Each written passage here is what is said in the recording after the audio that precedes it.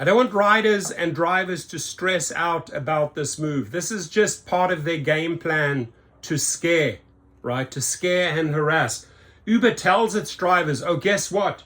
We're shutting down only Twin Cities Service Center. Now, Twin Cities Service Center, their green light, got 3.4 ratings.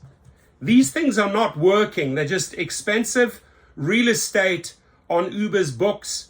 And this gives them the excuse to shut it down. These hubs ain't working, ladies and gentlemen, right?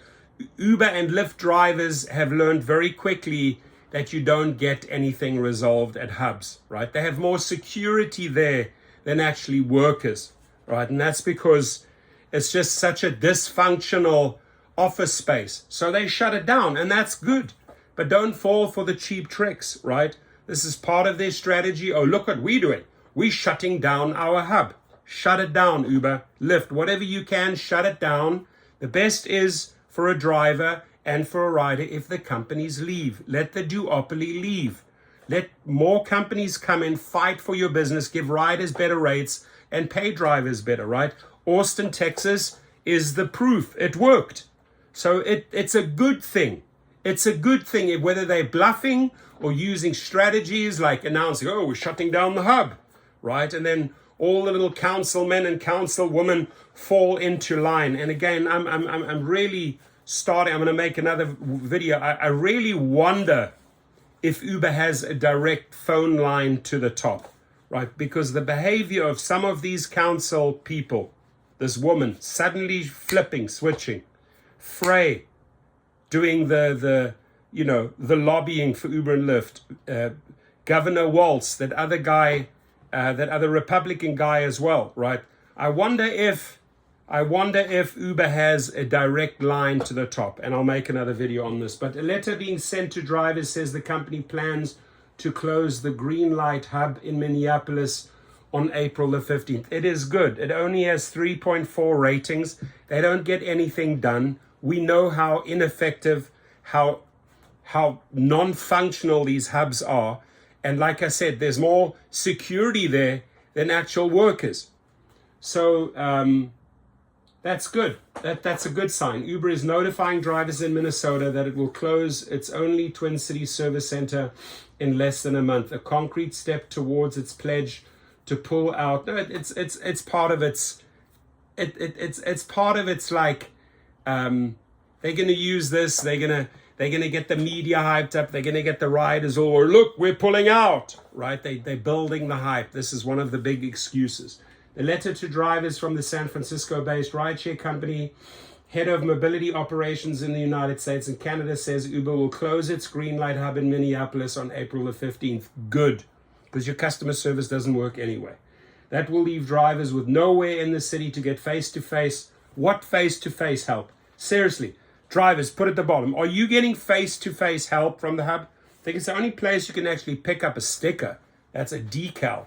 That's about it. But the last 4 or 5 times I've been at a hub, complete and utter waste of time, right?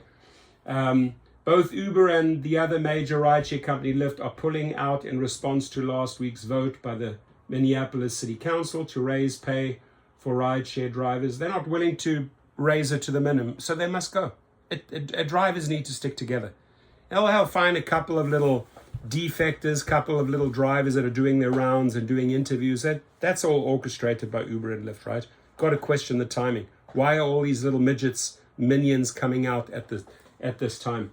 Uber driver Howard Snitzer of Kenyon, Minnesota, said the Green Light Hub is helpful when you need somebody. Snitzer, who says who made great money driving for Uber and Lyft full time in the past 5 years, said closing the hub might be Uber's way of negotiating and applying pressure on Minneapolis. Absolutely so, right? So the city council does not need to be in the middle of my business. No, they should protect your minimums, fool. They should protect your minimums. Who said he pays his mortgage and expenses and can afford a vacation with what he makes driving. That's that same sellout that's been doing the rounds. I'll do another video. That same sellout, right? Oh, I can afford my mortgage. I can pay vacations. Come on, man. How much do these people pay you? This wasn't a decision we made lightly. Irving Road, noting Uber's trips in Minneapolis would be some of the most expensive in the nation under the new pay ordinance. Uber driver David Rawls says he believes Uber is not bluffing. They've done it before, he said, noting the rideshare company left Austin, Texas under similar circumstances. The council is looking out for the little guy, but the real little guy in all of this is the passenger. Stop playing the fucking victim, passengers, right? This is good for you. This is good for drivers. Let them pull out, right? When you have two big companies bullying all the small little guys, it's unhealthy, right? And riders, stop playing the victim, right? This is a good thing. Go and study what happened in Austin, Texas. It was good for the rider. It was good for the driver. Until they came crawling back, right? Uber and Lyft came crawling back into Texas because they were losing money. And then they bullied everyone out again, and then the little guys had to shut down. So riders and drivers, don't be afraid. Best thing that can happen is that they leave. We should be forcing them out of all cities. Have a good day. Your comments, please.